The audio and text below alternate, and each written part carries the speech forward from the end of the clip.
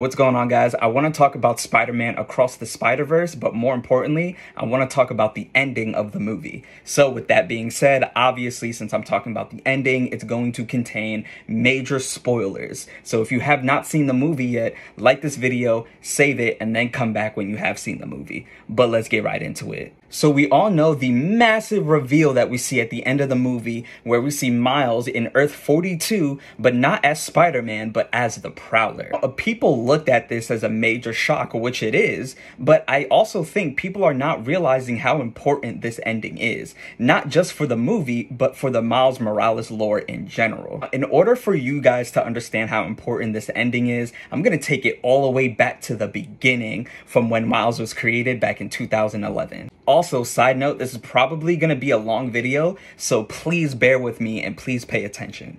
Alright, so in 2011, they came out with the Ultimate Comics all-new Spider-Man.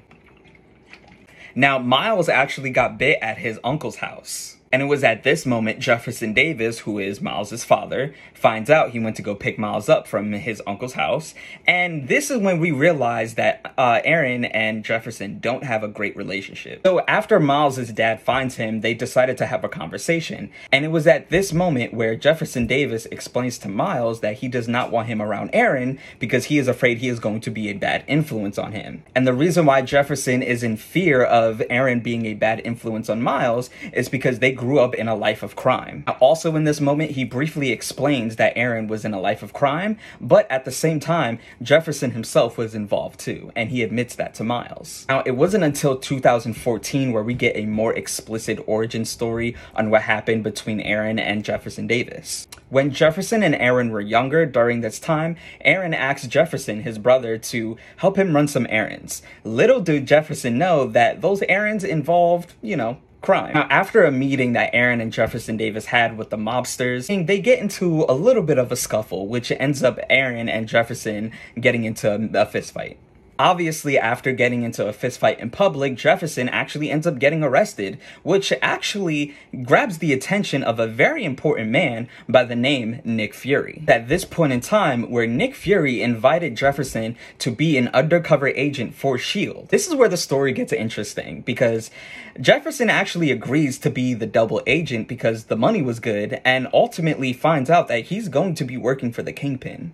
Now, Jefferson spent months working under Kingpin, from just going from a henchman to damn near being his right-hand man. Though, obviously, when the time was right, Kingpin got caught red-handed and ultimately ends up getting arrested by S.H.I.E.L.D. Now, Nick Fury, being impressed by the work that Jefferson Davis has done, he actually asked them to work with S.H.I.E.L.D. full-time. Though, respectfully, Jefferson actually declined that offer. He said he did not want any part in a life of crime or anything to have to do with crime. So, ironically enough, a week after that happened, he actually met Rio, which is his now wife and Miles' mother. Well, after that, he ends up becoming a cop because he wanted to do everything by the books and by the law. And he wanted to fight evil, but just not with S.H.I.E.L.D.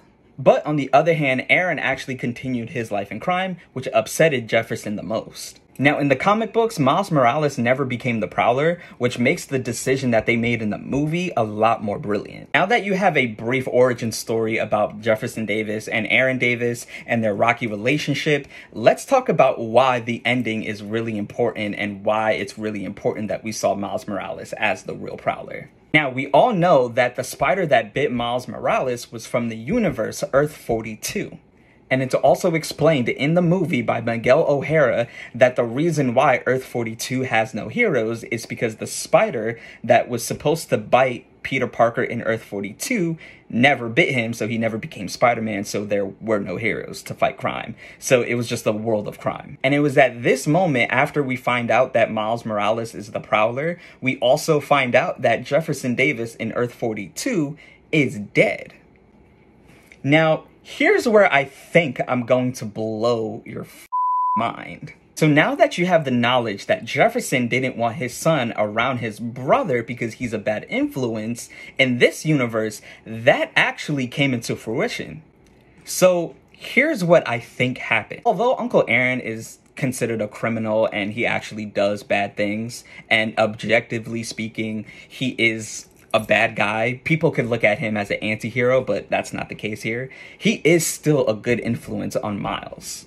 So what I think happened, this is kind of a theory of mine, is that Uncle Aaron was the Prowler in Earth 42, but as he got older, he passed the mantle on down to Miles Morales. You could easily look at this story or this ending as a story of with every action there is a consequence, and with every decision you make, it's going to, sprinkle this space-time continuum effect. But if you really think about it, I think the reality is that the ending actually tells the story of the fact that you are a product of your environment. Reason why I say this is because Miles' dad, well, both his parents are supposed to represent the good in people, right? Now that his dad is gone, he didn't have that good example to follow. And yes, he still had his mom, but you could understand why he was in a life of crime, because he was probably doing that to protect his mom and to take care of his mom. And I think the reason why Uncle Aaron in Earth 42 was a bad influence for Miles is because he also didn't have a good example to follow. Now, hear me out, because I know you're going to say he didn't have a good example to follow in previous universes, like the video game and the comic books, but hear me out. You got to remember, this is a world of crime. So he had to teach Miles not to be good, but he had to teach him to survive. And we all know once you're in that survival mode, it's easier to lead into a life of crime. But that is my reasoning on why the ending and the revealing of Miles being the Prowler is a lot more important than people think it is.